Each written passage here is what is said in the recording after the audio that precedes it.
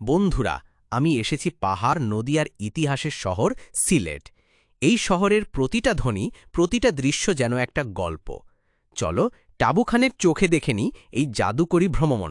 শাহজালালের এই পবিত্র স্থান আমাকে মনে করিয়ে দেয় বিশ্বাস, বিনয় আর ইতিহাস একসাথে কিভাবে গাথা হয়ে যায়।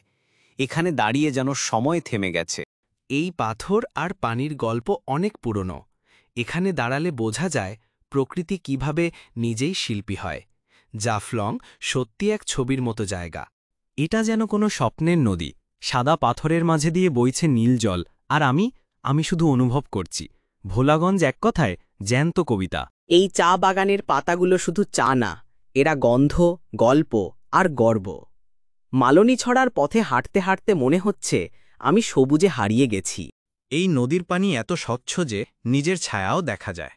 লালাখাল বলছে, প্রকৃতিকে যদি ভালোবাসো ও তোমায় আগলে রাখে। সিলেট শহরটা এক অদ্ভুত মিশ্রণ, আধ্যাত্মিকতা, প্রকৃতি আর মানুষের ভালোবাসা। এখানে প্রতিটা সূর্যাস্ত এক নতুন গল্পের অপেক্ষা। ঝর্ণার নিচে দাঁড়ালে মনে হয় সব শব্দ থেমে গেছে, শুধু প্রকৃতির নাচ চলছে।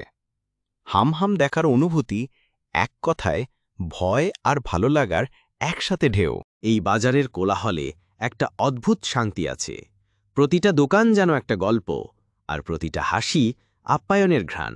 সিলেট শুধু একটা শহর না, এটা এক অনুভব। প্রতিটা জায়গা, প্রতিটা মানুষ যেন আমাকে ছুঁয়ে গেল। আমি ট্যাবু খান, আবার ফিরব নতুন গল্প, নতুন অভিযানে।